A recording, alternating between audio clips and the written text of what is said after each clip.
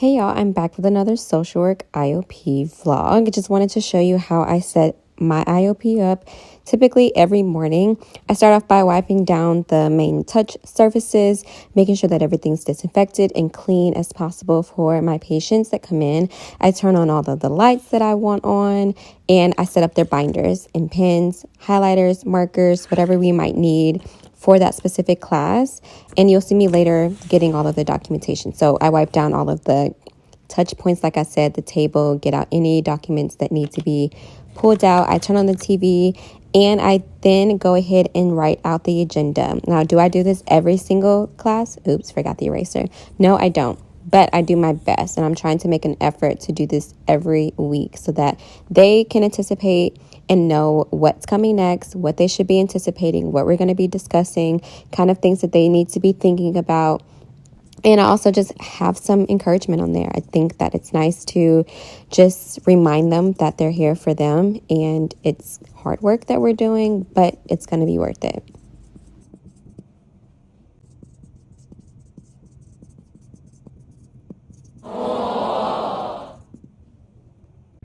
Okay, now it's time to get me ready. I need to get my laptop in here, get my charger because we don't want it to die, hook it up to the TV, fill up my water bottle because that's important, get whatever snacks I need. I also need to get the rest of the snacks, and I need to print the handouts for today and the PowerPoints. I usually print them off for them if they want to add additional notes. So we're going to do those things, get all of that together, and then we'll start our day. Luckily, it's a little bit of a late start because I have a new patient starting, and my original patient that's going on her third week is going to come in a little bit past the time. I also need to get ROIs printed for a patient, and then we'll be good to go. Let's start our IOP, and then we'll get to charting and documenting, and then following up on the to-do list that I still have from yesterday. Pray for me. So if you already don't know, I don't just do IOP. I also meet with patients who come in for their OBGYN appointments and assess any needs. We complete psychosocial assessments, suicide assessments, pretty much everything under the sun we still do. And so I still do that on top of meeting patients for IOP, doing the enrollment, program development, management, things of that nature. And so this is what I'm doing at my desk. I'm getting the snacks and stuff ready in order to take. And yes, it is hot. We don't control the air, unfortunately. So it's either really hot or it's really cold in the office. Anyway, I'm getting the snacks, teas, coffee, juices, chips, granola bars, things of that nature prepared so that the next time I go in the room, all of it's just in the bag, ready to go.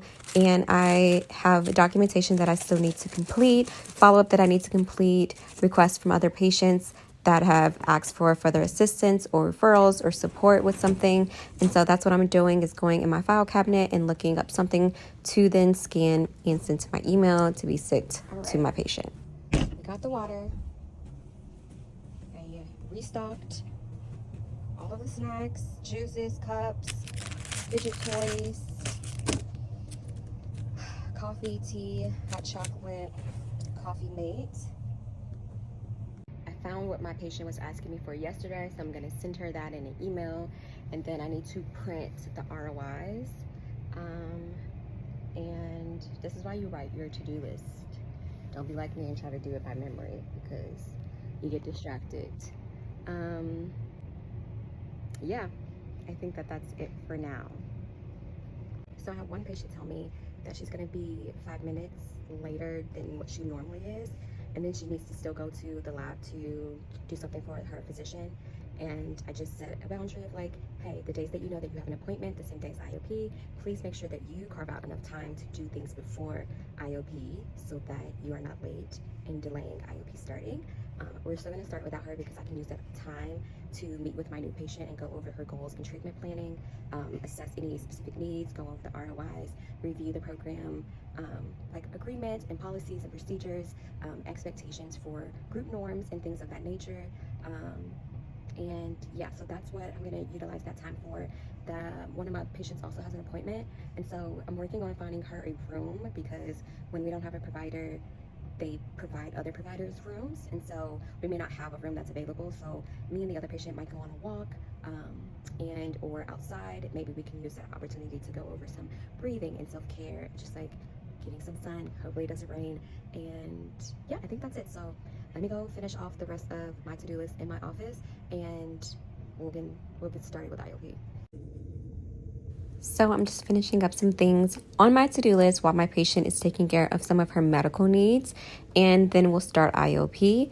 I just want to say thank you guys so much for all of the love and support and comments and DMs that you send me regarding social work. I really appreciate it, and I really hope that these are helpful, giving you a better idea or perspective of what medical social work can look like and how it can be applied in different and various settings. I'm an outpatient perinatal social worker, and I've been doing this work since 2019, and it has its highs and its lows, but for the most part, I've really been loving the program development aspect of it and the skills that I've been able to grow and develop.